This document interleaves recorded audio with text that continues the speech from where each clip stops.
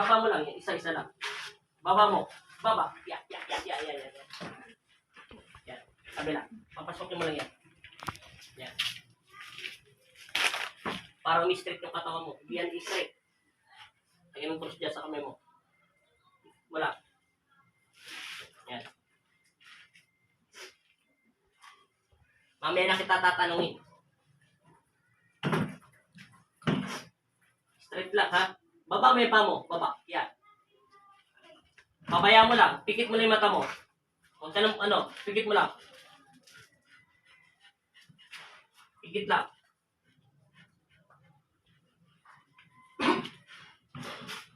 Itong tulak lang to, ha? Itong tulak lang. Straight na katawan. Pikit. Hindi kasi sariyan, di ba? Huwag mo lang gagawin. Hilahin mo. Hilahin mo pa mo.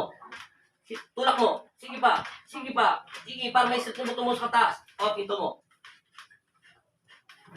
Huwag mo bibitawan. Sorry. Baba mo yan. Yung kabila naman tayo. Sa kabila. Pikit lang.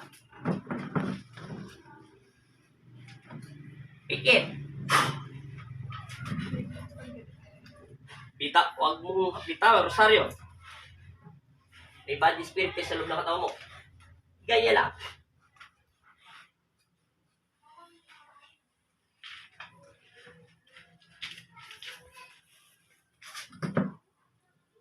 Tulak. Sige. Hilahin mo yung paa mo. Isipan mo. Sige. Huwag mo manang gagalawin. Kung gagalawin yan. Ganito. Pinainom lang kita ng tubig para hindi ka maubusan ng hininga. Ayaw ng power. Straight ang katawan mo. Straight mo. Yan.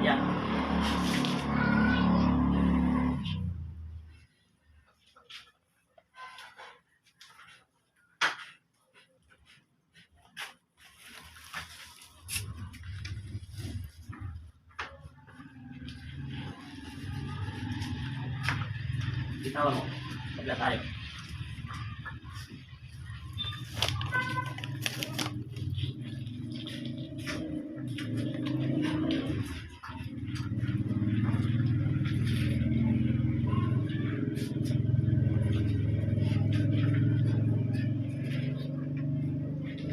Umiinit yung cross, hindi. Umiinit siya. Umiinit, di ba? Yung kabila, sa kanan, umiinit yung cross. Umiinit din. Mananalangin ka, ha?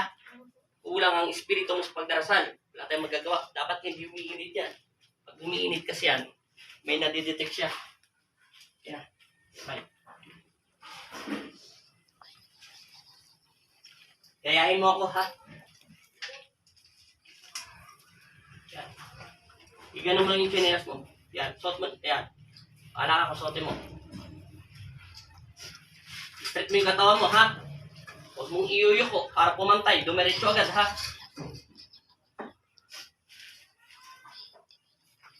Piki. Concentrate. So may ilalim ka sa kapangyarihan ng Panginoon Kristo. Naintindihan mo? Gayahin mo muna ako. Panginoong Jesus. Ama sa langit. Mahal na pong Jesus Nazareno. Ako po sino magpakilala ka sa Diyos. Ako po ay si Mary Cristian Pare. Ay nananalig. Umiinit o? Sumasakit. Alin ang umiinit o sumasakit? Masakit po. Parehas? Kailangan mapahinto mo to, ha? Nananalig ako Nananalig ako. at nananampalataya ayoko At nananampalataya. sa pangalan ni Jesus Sa pangalan niya. upang may buwasan ang aking naramdaman sakit. Aking naramdaman. Panginoon, Panginoon, Ama sa langit, Ama sa langit. humingi ako ng kapatawaran. Humingi ako ng kapatawaran. I-focus mo ang iyong panalangin. Humingi ako ng kapatawaran Humingi po ako ng kapatawaran. sa aking nagawa kasalanan. Aking nagawang kasalanan. Sa isip, Isip. sa salita, at sa gawa. At sa gawa. Amen. Amen. Gaya mo ulit ako, Ama namin, Ama namin. huwag mong ilikot yung ulo mo. Yuko ka lang. Sumasalangit ka. Sambahin ang ngalan mo. Sabahin ang ngalan mo. Mapasa amin ang kain mo. Sa amin ang Sundin ang loob mo. sundin ang loob. Dito sa lupa, parang nang sa langit. Para ng sa langit. Bigyan mo po kami ngayon Bigyan mo po ng amin kakanin sa araw-araw sa araw-araw. at patawarin mo kami Tawarin mo kami sa aming mga sala para ng para ng pagpapatawad namin sa nagkakasala sa amin at huwag mo kami at huwag mo kami ipahintulot sa tukso ipahintulot sa at iadya mo kami sa lahat ng masama. Amin. Amen. Amin. Amen. Pagpagampa. Lakasan mo in Jesus name. In Jesus' name. Sa pangalan ni Jesus. In Jesus' name. Sa Amen. pangalan ni Jesus. Sabi mo sa pangalan ni Jesus. Sa pangalan ni Jesus. Amin. Amen. Pagpagampa mo. Lakasan mo. Buhatin mo. Yan. Sige. Umiinit pa, sumasakit. Wala po. Wala na. Hindi ka tulad kanina. Lumilat ka. Umiinit pa, sumasakit. Hindi na po. Hindi ka tulad kanina. Straight mo yung katawan mo. Unat mo. Okay na. Teka lang. Nadasal pa ako sa tubig mo. Kulang. Tingin mo na sa tubig. Yan. Yan, babawasan din natin kasi overloaded yung pagkano. Okay. Relax ka lang. Para gumalaw. Nilak doon sa likuran mo eh. Di siya gagalaw basta-basta. Matanong kita, babae ka ba lalaki?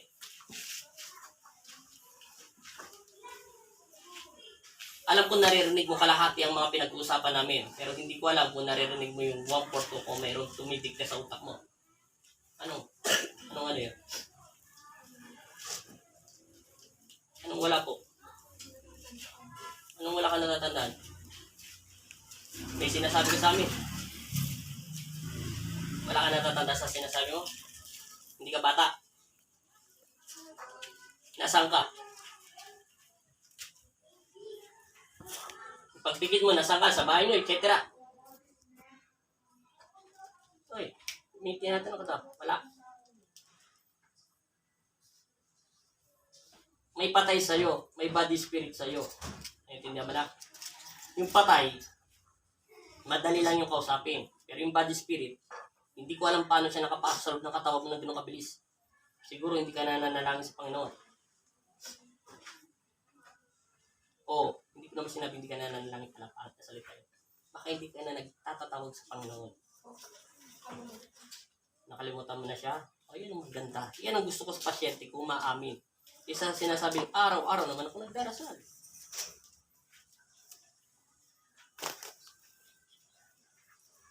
Para kaya no, pangalan mo? Pangalan lang ha? Mary Grace po. Yung gitna mo. Bison. Apelido mo? Pare po.